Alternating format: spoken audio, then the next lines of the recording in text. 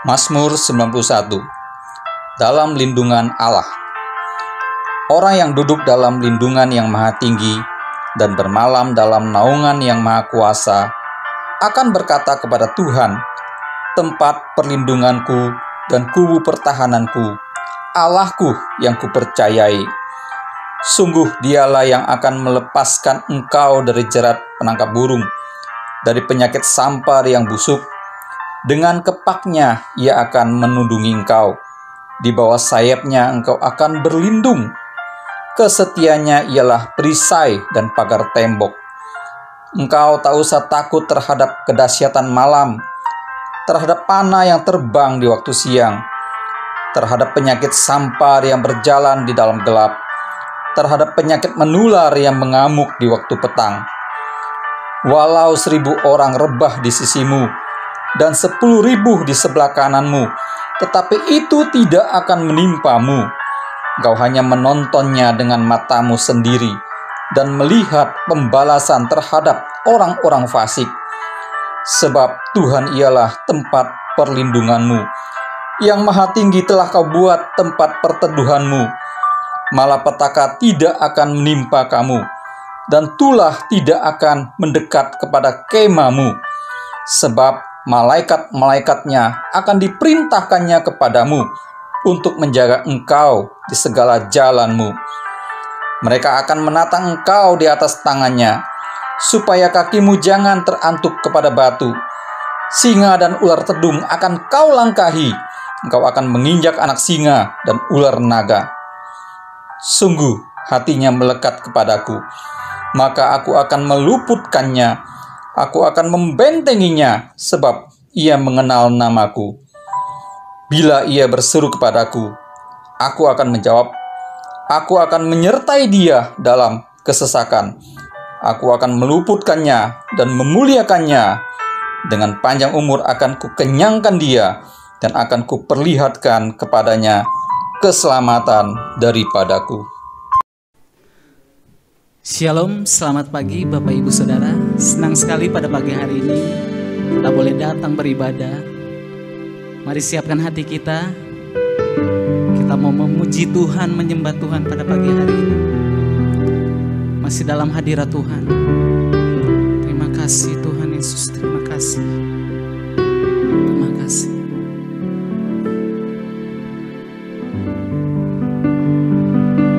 Mari kita naikkan pujian ini. Yesus, kau sungguh baik. Yesus, namamu indah. Yesus, ku cinta kau selalu. Ku tinggikan, ku agungkan selamanya. Katakan Yesus. Yesus, kau sungguh baik. Yesus, namamu indah. Yesus, ku cinta kau selalu. Ku tinggikan, ku agungkan selamanya. Ku mau memujimu, ku selalu pujimu. Ku mau menyembahmu, ku selalu sembahmu. Kau yang layak terima semua pujian, kemuliaan hanya bagi Tuhan. Ku mau memujimu, ku selalu pujimu. Ku mau menyembahmu, ku selalu sembahmu. Kau yang layak terima semua pujian, kemuliaan hanya bagi Tuhan. Kita naikkan pujian ini dengan iman percaya, kita katakan, Yesus, Kau sungguh baik. Benar Tuhan, Kau sungguh baik. Namamu indah Yesus, ku cinta Kau selalu, ku tinggikan, ku agungkan selamanya. Ku mau memuji, ku selalu pujimu, ku mau menyembahmu, ku selalu sembahmu. Kau yang layak terima semua pujian, kemuliaan hanya bagi Tuhan. Ku mau memujimu, ku selalu pujimu, ku mau menyembahmu, ku selalu sembahmu. Kau yang layak terima semua pujian, kemuliaan hanya bagi Tuhan. Mari angkat hatimu, angkat tanganmu tinggi-tinggi.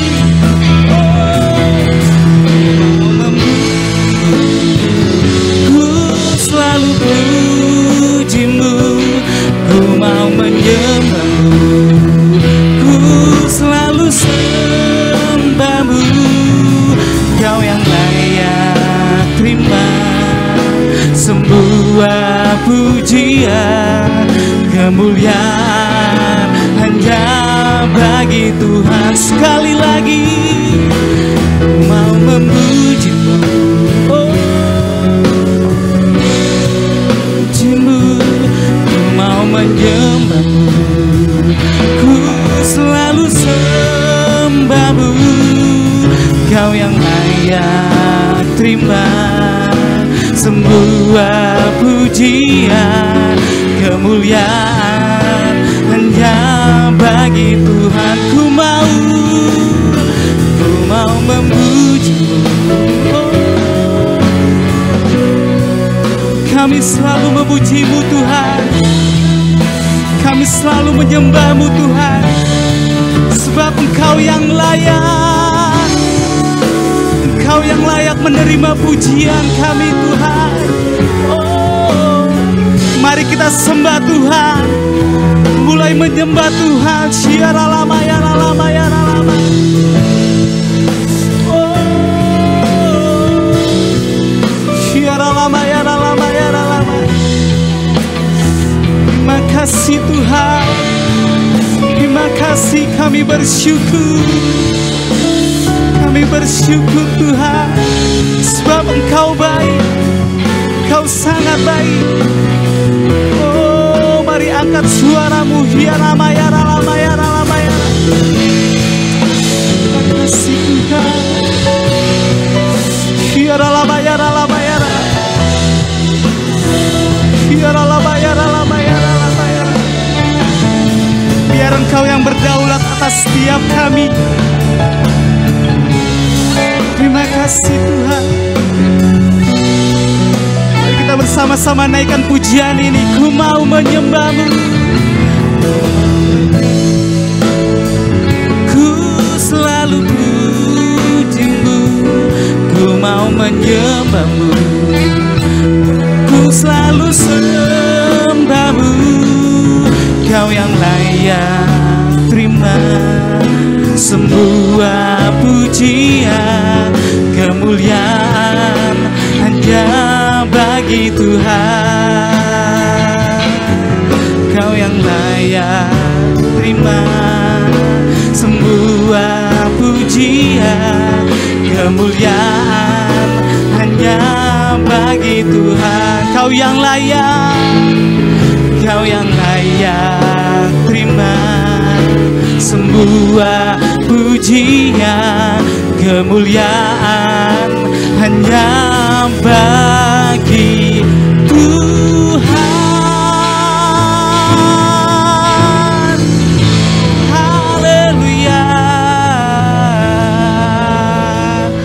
Mari kita berikan kemuliaan lebih dahsyat lagi untuk Tuhan. Terima kasih Tuhan, terima kasih Tuhan. Pada pagi hari ini Tuhan, kami akan memuji-Mu lebih lagi Tuhan. Yang siap untuk memuji Tuhan, mari sama-sama katakan amin. Masih siap memuji Tuhan Bapak Ibu? Amin. Masih siap? Amin. Yang siap memuji Tuhan katakan yes.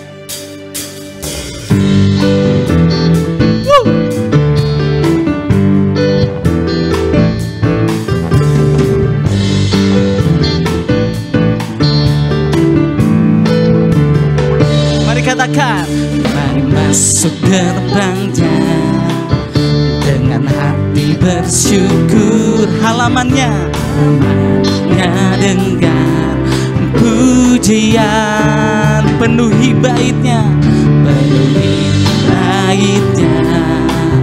dengan nyanyian syukur. Hadiratnya penuh sukacita. Mari masuk gerbangnya dengan hati bersyukur. Halamannya dengan pujian.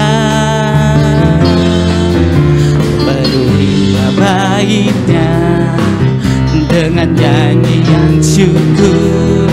Hadiratnya penuh sukacita. Sebab Tuhan Dia baik dan anugerahnya kekal selama-lamanya. Amin. Sebab Tuhan Dia baik dan anugerahnya kekal selama-lamanya. Amin. Mari kita naikkan pujian ini dari awal dengan iman percaya kita. Kita mau menari buat Tuhan. Masuk gerbangnya dengan hati bersyukur. Halamannya dengan pujian. Katakan penuhi baitnya dengan nyanyian syukur. Hadiratnya penuh sukacita. Sebab Tuhan Dia baik dan anugerahnya kekal selama-lamanya. Amin. Sebab Tuhan Dia baik dan anugerahnya kekal selama-lamanya. Amin. Selama-lamanya. Amin. Selama-lamanya. Amin.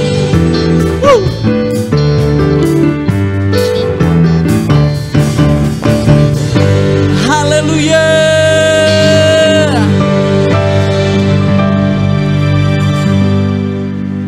Mari Bapak Ibu kita siapkan hati kita. Kita mau masuk dalam firman Tuhan. Kita mau naikkan pujian ini dari awal.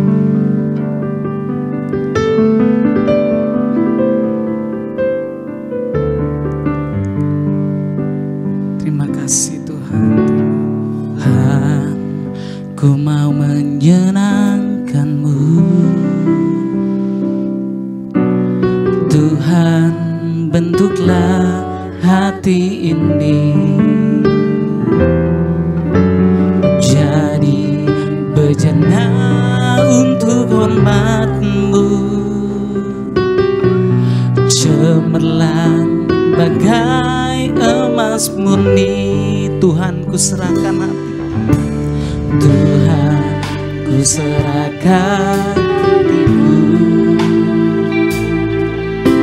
Semua ku berikan padamu.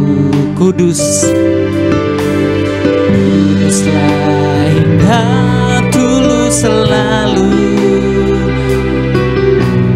agar aku menyenangkan-Mu. Menyenangkan menyenangkanmu, senangkanmu.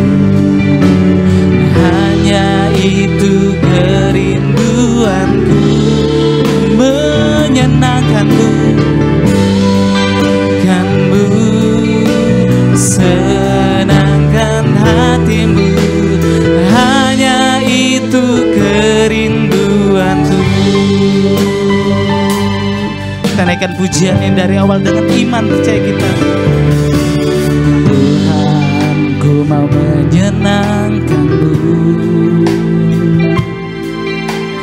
Tuhan, bentuklah hati ini jadi bejana untuk hormat-Mu, cemerlang bagai emas murni. Tuhan, ku serahkan hatiku,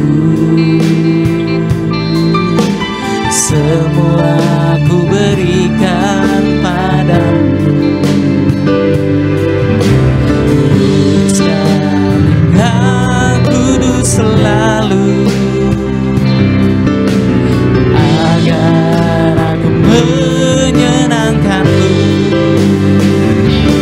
menyenangkanmu, senangkanmu. Hanya itu kerinduanku,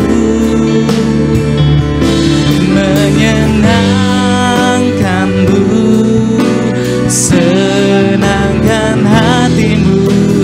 Hanya itu kerinduanku, menyenangkanmu, menyenangkanmu, senangkanmu. Hanya itu kerinduanku, menyenangkanmu, senangkan hatimu. Hanya itu kerinduanmu. Mari angkat tangan kita bersama-sama tinggi-tinggi.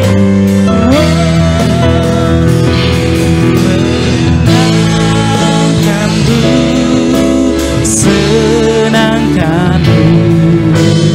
Hanya itu kerinduanku, menyenangkanmu, senangkan hatimu. Hanya itu kerinduanku, menyenangkanmu, senangkanmu. Hanya itu kerinduanku, menyenangkanmu, senangkan hatimu. Hanya itu kerinduanku, hanya itu, hanya itu kerinduanku, hanya itu kerinduanku.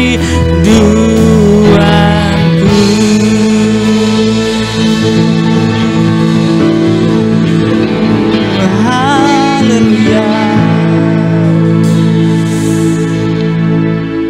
Benar Tuhan, pujian ini mengatakan Tuhan, hanya itu kerinduan kami Tuhan, menyenangkan hati Tuhan, menyembah Tuhan, memuji Tuhan. Pada pagi hari ini Tuhan, ajar kami Tuhan untuk duduk diam Tuhan, mendengarkan firman-Mu Tuhan. Kami percaya Tuhan, firman-Mu ini Tuhan boleh menguatkan kami Tuhan, boleh meneguhkan kami Tuhan. Terima kasih Tuhan buat segala berkat Tuhan yang Kau berikan pada pagi hari ini Tuhan. Buat tubuh jiwa kami yang sehat Tuhan. Itu bukan karena kuat gagah kami Tuhan, itu karena Tuhan, kasih karunia Tuhan nyata atas setiap kami Tuhan. Terima kasih Tuhan. Terima kasih buat segala yang Kau berikan untuk kami Tuhan. Kau berkati hamba-Mu Tuhan yang menyampaikan firman-Mu Tuhan. Biarlah firman-Mu ini Tuhan, itu semuanya otoritas daripada Engkau Tuhan. Terima kasih Tuhan, terima kasih. Hanya di dalam nama Tuhan Yesus Kristus. Haleluya. Amin. Shalom Bapak Ibu Saudara. Mari kita perkatakan apa yang dimaksudkan dengan Pentakosta ketiga. 1. Pentakosta ketiga adalah pencurahan Roh Kudus yang dahsyat di zaman now, melebihi yang terjadi di Azusa Street. 2. Pentakosta ketiga akan mengakibatkan penuaian jiwa yang terbesar dan yang terakhir sebelum Tuhan Yesus datang kembali. 3.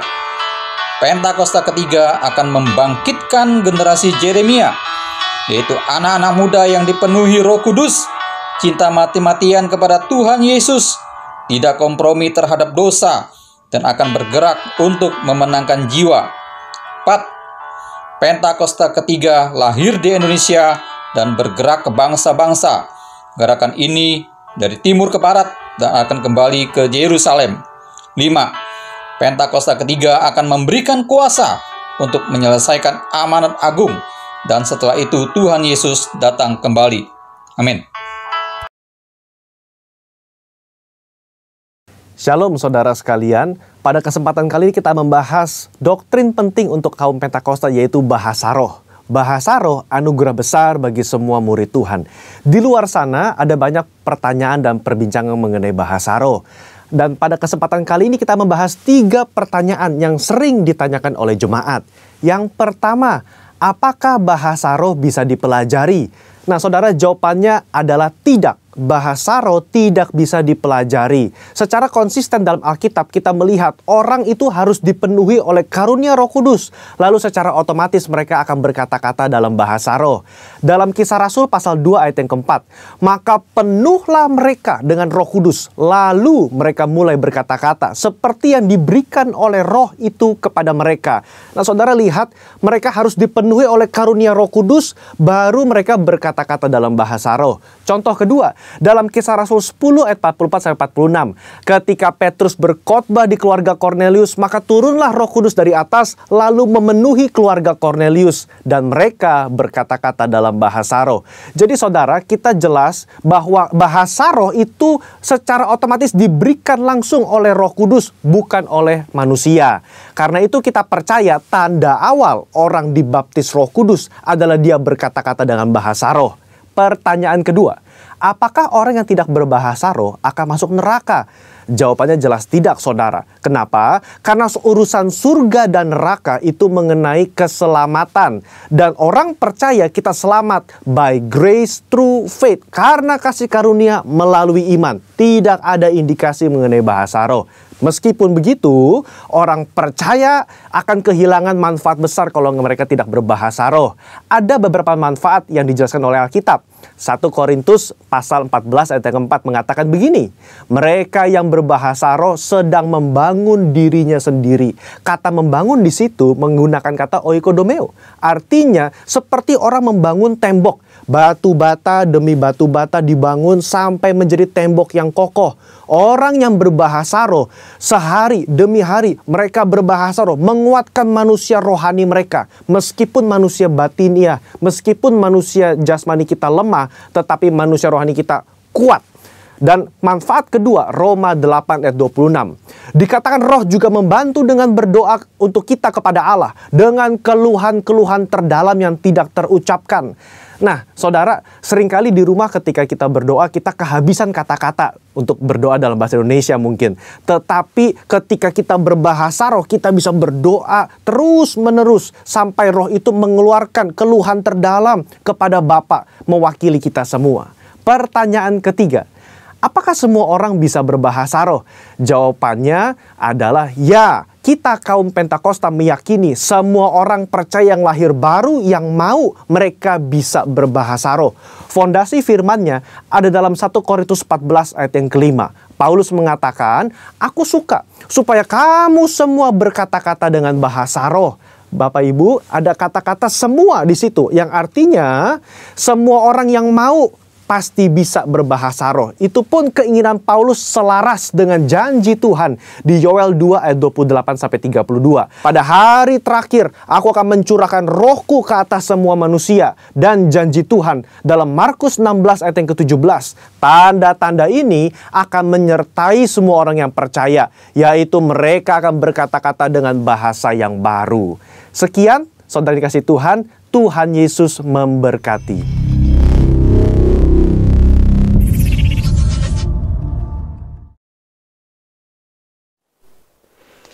Shalom Bapak Ibu yang dikasihi oleh Tuhan. Mari kita merenungkan kembali firman Tuhan pada pagi hari ini. Saya ambil satu tema tentang siapakah sesamaku manusia. Mari terlebih dahulu kita akan membuka Alkitab kita bersama-sama. Kita akan membaca Markus pasal 12 ayat 28 sampai dengan 34. Markus pasal 12 ayat 28 sampai dengan 34. Saudara bisa membuka Alkitab saudara di rumah dan kita akan memperhatikan, menyimak bersama-sama ya, bacaan kita pada pagi hari ini, dan kita akan mendengarkan uraian-uraiannya, dan biarlah Roh Kudus yang memberikan pengertian, pemahaman kepada kita, supaya kita dapatkan remanya untuk kita dapat terapkan di dalam hidup kita, khususnya saudara di dalam masa pandemi ini. Apa yang kita bisa lakukan dari firman Tuhan yang sebentar akan kita dengarkan ini. Markus pasal 12 ayat 28. Lalu seorang ahli Taurat yang mendengar Yesus dan orang-orang Saduki bersoal jawab dan tahu bahwa Yesus memberi jawab yang tepat kepada orang-orang itu, datang kepadanya dan bertanya, "Hukum manakah yang paling utama?" Jawab Yesus, "Hukum yang terutama ialah, dengarlah hai orang Israel, Tuhan Allah kita, Tuhan itu Esa. Kasihilah Tuhan Allahmu dengan segenap hatimu, dan dengan segenap jiwamu, dan dengan segenap akal budimu, dan dengan segenap kekuatanmu. Dan hukum yang kedua ialah, kasihilah sesamamu manusia seperti dirimu sendiri. Tidak ada hukum lain yang lebih utama daripada kedua hukum ini." Lalu kata ahli Taurat itu kepada Yesus, "Tepat sekali Guru, benar katamu itu, bahwa Dia Esa dan bahwa tidak ada yang lain kecuali Dia.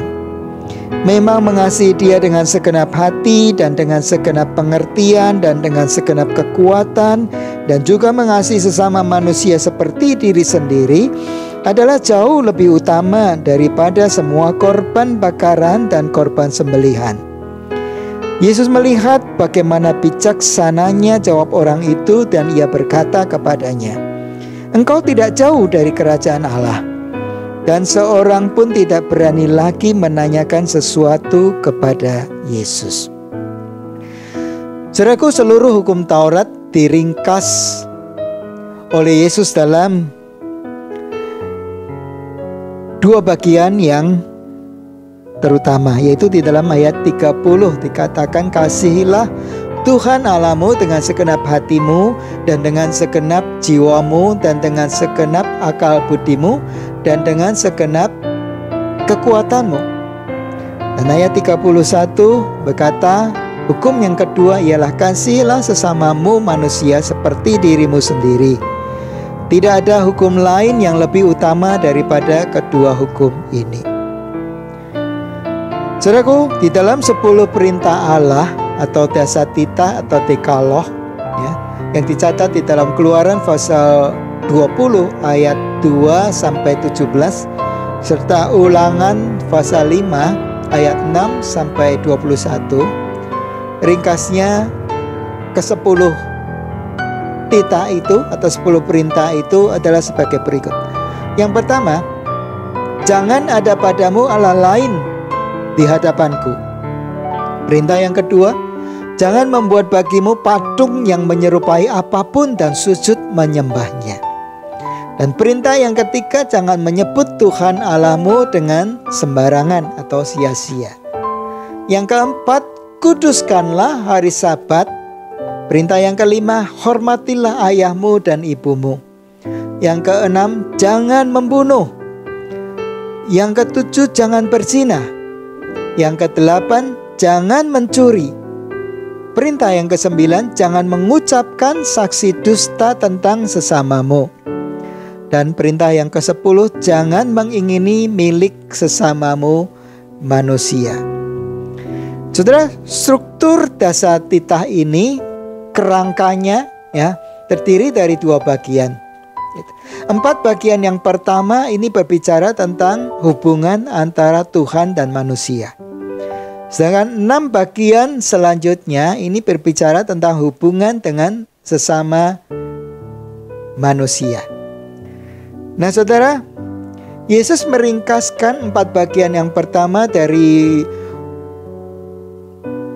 hubungan antara Allah dengan manusia ini ya, dikatakan di dalam ayat yang ke-30 tadi, kasihlah Tuhan Allahmu dengan segenap hatimu, dengan segenap jiwamu, dengan segenap akal budimu, dan dengan segenap kekuatanmu. Dan keenam, perintah yang mengatur hubungan sesama dengan manusia ya, itu diringkas oleh Tuhan Yesus di dalam ayat yang ke-31 tadi ya. Kasihilah sesamamu manusia seperti dirimu sendiri. Nah saudara, patut dicatat dan diperhatikan bahwa mengetahui atau hafal hukum atau perintah ini belum membawa orang masuk ke dalam kerajaan Allah. Yesus berkata kepada ahli Taurat itu, engkau tidak jauh dari kerajaan Allah. Saudara perhatikan, engkau tidak jauh dari kerajaan Allah. Walaupun ahli Taurat itu sudah dekat dengan kerajaan Allah, walaupun ahli Taurat itu dikatakan oleh Yesus tidak jauh dari kerajaan Allah, tetapi toh tetap saja dia belum berada di dalam kerajaan Allah. Saya ulang ya supaya kita menangkap perkataan ini. Walaupun ahli Taurat itu tidak jauh dari kerajaan Allah, walaupun ahli Taurat itu sudah dekat dengan kerajaan Allah, tetapi tetap saja dia belum berada di dalam kerajaan Allah. Nah, tidak peduli betapa bijaksananya tanggapan atau respon ahli Taurat tersebut terhadap perkataan Yesus tadi. Nah, coba saudara perhatikan dan baca ulang ayat 34 tadi supaya saudara menangkap maksud yang saya utarakan tadi. Lalu bagaimana seseorang bisa masuk ke dalam kerajaan Allah atau kerajaan surga? Nah, saudara, kita ingat apa yang Yesus katakan yang dicatat di dalam Matius pasal 7 ayat 21. Yesus berkata, bukan setiap orang yang berseru kepadaku Tuhan, Tuhan akan masuk ke dalam kerajaan surga, melainkan dia yang melakukan kehendak Bapa-Ku di surga. Jadi sangat jelas bahwa untuk bisa masuk ke dalam kerajaan surga atau kerajaan Allah, orang tidak bisa tidak mesti melakukan kehendak Bapa di surga. Bukan sekedar hafal segala perintah Allah, apalagi tidak tahu apa itu perintah Allah. Nah, pagi ini saya mau mengajak saudara sekalian untuk memikirkan dan kemudian merenungkan, menerapkan hukum terutama bagian kedua yang dikatakan oleh Yesus tadi, yaitu mengasihi sesamamu manusia seperti dirimu sendiri. Ya, kita akan renungkan hukum ini dan kemudian bagaimana kita menerapkannya di dalam masa pandemi yang terjadi sekarang ini. Saudara tentu sudah pernah ya mendengar kata-kata OTG singkatan dari orang tanpa gejala. OTG adalah seseorang yang tidak bergejala dan memiliki resiko karena telah tertular dari orang yang konfirmasi COVID-19. Maksudnya begini, tidak semua orang positif terinfeksi virus corona menunjukkan gejala. Ada pula yang tak menunjukkan gejala apapun, tetapi ketika diperiksa dinyatakan positif COVID-19. Saudara, orang tanpa gejala ini lebih berbahaya karena mereka merasa baik-baik saja. Mereka merasa sehat-sehat saja, ketemu dengan saudara yang ada penyakit bawaan atau ketemu dengan keluarga yang sudah lanjut usia. Bahayanya adalah bahkan orang yang masuk kategori OTG ini pun mungkin tidak menyadari bahwa dirinya itu sebenarnya adalah carrier atau pembawa. Sehingga ia merasa aman-aman saja berkeliaran kemana-mana, ketemuin orang kemana-mana. Dan orang lain juga tidak tahu kalau sebenarnya dia itu punya potensi untuk menularkan virus corona yang ganas ini. Saudaraku, musuh kita ini tidak kelihatan. Jadi jangan anggap enteng, saudara. Mari saya ajak kita berpikir lebih dalam mengenai resiko yang mungkin saja terjadi jika OTG ini menularkan orang-orang yang imunnya lemah atau memiliki penyakit bawaan yang tidak diketahuinya. Di antara korban ini mungkin saja ada orang yang menjadi tulang punggung dari satu keluarga dengan tanggungan keluarga yang masih usia non-produktif. Satu tanggungan yang belum bisa mandiri, yaitu kelompok usia anak-anak yang masih di bawah umur. Nah, saudara bisa bayangkan jika sampai tulang punggung keluarga ini meninggal karenanya, betapa menderitanya anggota-anggota keluarga yang ditinggalkannya.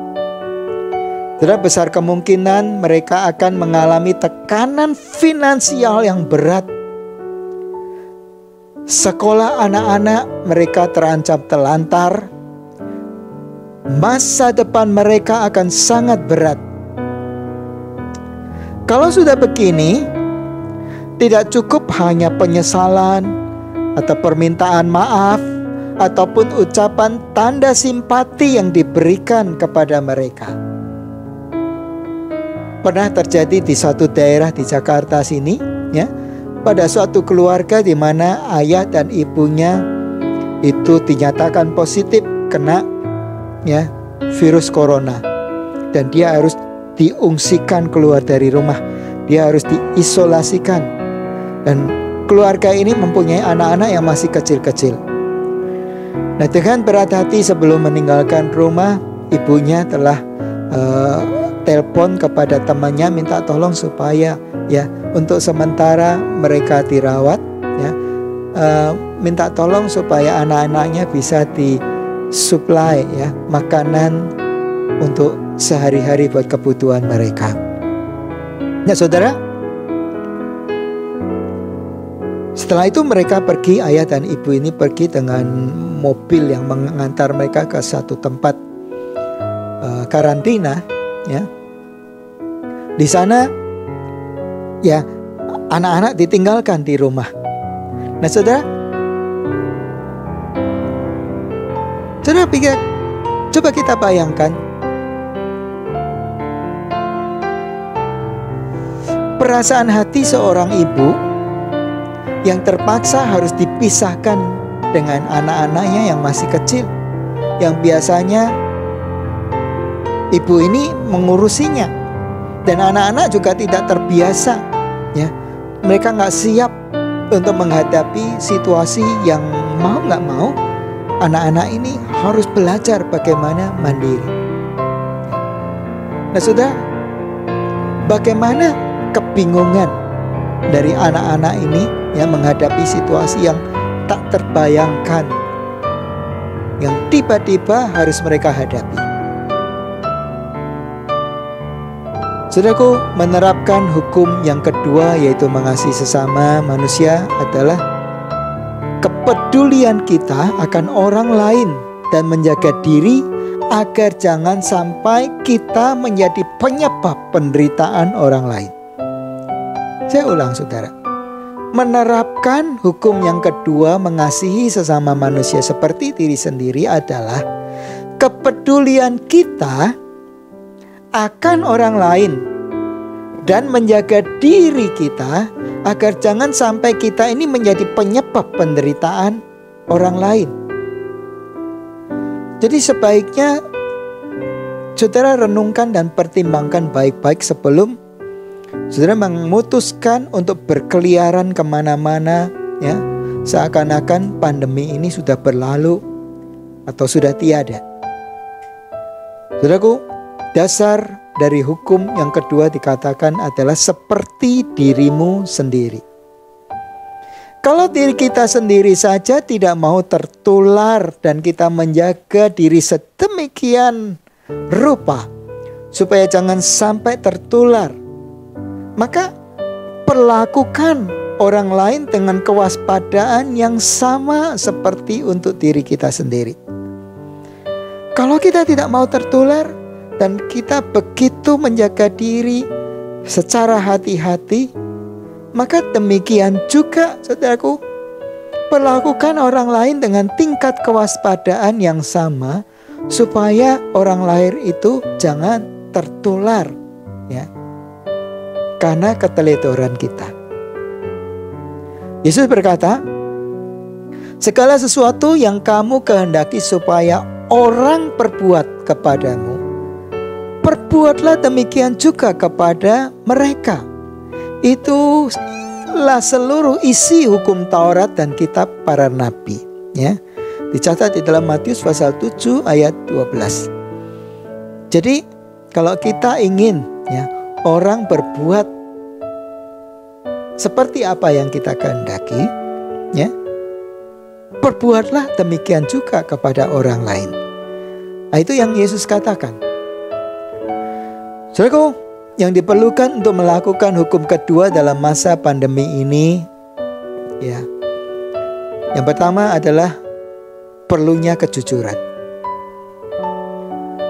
Saudara tentu sudah mendengar, ya, berita tentang adanya dokter, perawat, pastor atau pendeta yang meninggal karena orang yang dilayaninya tidak memberitahukan keadaan dirinya yang sebenarnya.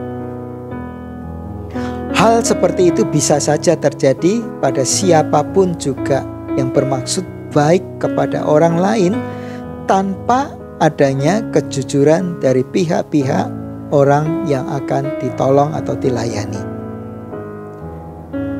Saudaraku, yang kedua adalah perlunya penguasaan diri. Kita ini sudah memasuki bulan ke-9 dari PSBB. Dan kita saksikan banyak orang yang sudah gatal-gatal untuk bisa segera ke mall, bisa segera reunian, bisa segera makan-makan di restoran, atau ke tempat-tempat wisata. Banyak orang tidak tahan diperlakukan seperti tahanan rumah. Amsal 22 ayat 3 berkata, kalau orang bijak melihat malapetaka, bersembunyilah ia. Tetapi orang tak berpengalaman berjalan terus, lalu kena celaka. Ada pilihan untuk mengatasi kemandekan aktivitas kita di dalam masa pandemi ini.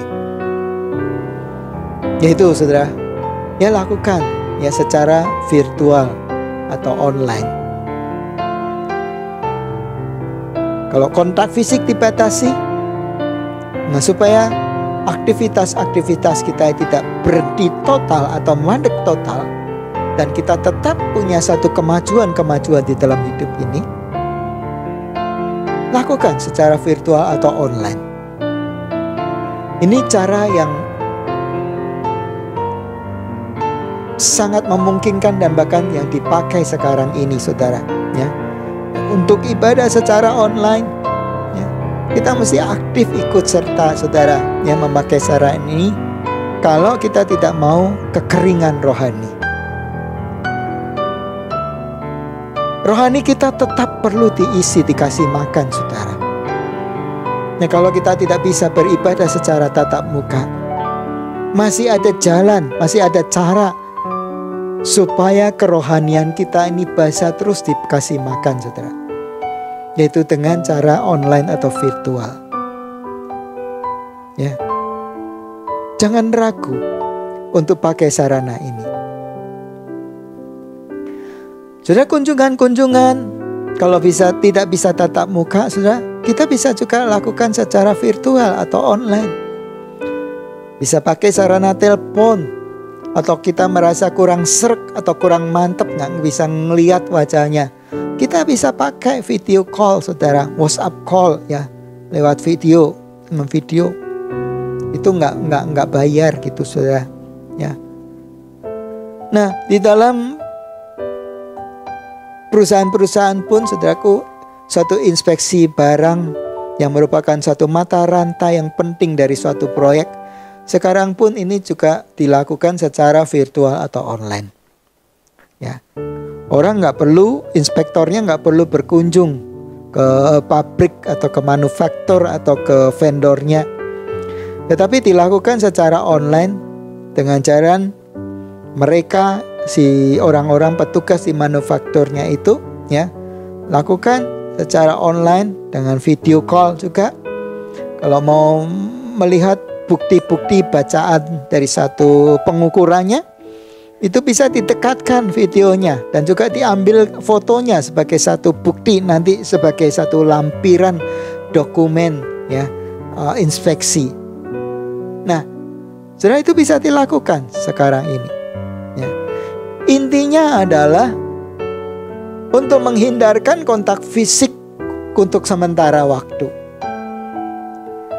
Nah, saudaraku, bila tidak terhindarkan kecuali harus bertatap muka dalam masa pandemi ini, apa yang harus dilakukan? Kalau saudara merasa nggak bisa, tidak harus ketemu dan nggak bisa dihindari, ya. Yang pertama, saudara mesti mau bayar harganya. Apa itu? Ya, saudara harus memastikan bahwa diri saudara benar-benar bebas COVID dengan jalan memeriksakan diri saudara untuk mendapatkan satu kepastian bahwa, ya, saudara benar-benar bebas dari COVID. Baru kemudian lakukan kunjungan untuk ketemu orang.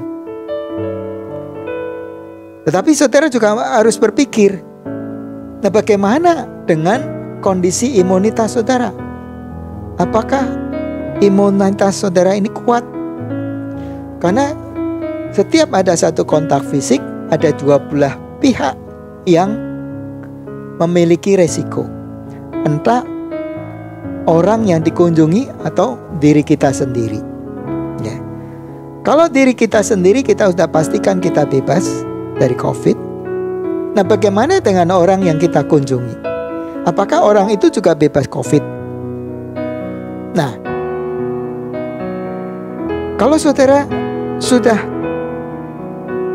dinyatakan bebas COVID, tetapi orang yang saudara kunjungi, siapa tahu dia adalah OTG. Nah, pas imunitas saudara lemah, lalu saudara tertular. Nah, saudara harus pertimbangkan hal ini, ya. Jadi saudaraku, jangan suruh orang, ya, orang lain untuk membayar harga atas keteledoran yang saudara lakukan, ya. Kalau saudara memaksakan diri untuk lakukan pertemuan-pertemuan tatap muka, saudaraku, ya, jangan suruh orang lain untuk bayar harga dari keteledoran yang kita buat. Sebab itu, saudaraku, ya, mari kita renungkan firman Tuhan pada pagi hari ini, ya. Mengasihi orang lain seperti diri kita sendiri, penerapannya adalah tingkat kewaspadaan kita atas bahaya-bahaya yang terjadi dalam diri kita, yang kita upayakan, demikian juga hendaknya kita lakukan kepada orang lain. Jadi jangan kita menjadi penyebab dari penderitaan orang lain karena keteledoran-keteledoran yang kita buat. Kiranya Tuhan membuka mata hati kita semuanya untuk mengetahui apa yang harus kita perbuat untuk diri kita sendiri dan untuk orang lain dalam masa pandemi ini, ya, yang berhubungan dengan hukum kedua yang kita renungkan pada pagi hari ini. Tuhan memberkati saudara sekalian. Mari kita tundukkan diri kita akan berdoa. Roh Kudus, kami minta bimbingan-Mu untuk Engkau membuka mata hati pikiran kami. Berikan kepada kami rema pengertian-pengertian akan firman yang telah kami dengar pada pagi hari ini. Dan tolong kepada kami semua ya Tuhan. Berikan kepada kami penguasaan diri untuk kami boleh menahan untuk sementara waktu keinginan-keinginan kami. Jangan karena keinginan-keinginan kami menyebabkan penderitaan buat orang-orang lain. Tuhan, kami mohon petunjuk-Mu bagaimana kami boleh diberikan pemahaman dan keberanian untuk melakukan firman yang telah kami dengar pada pagi hari ini. Terima kasih. Di dalam nama Tuhan Yesus kami berdoa. Bapak Ibu Saudara sekalian, mari kita mengangkat kedua tangan kita ke atas.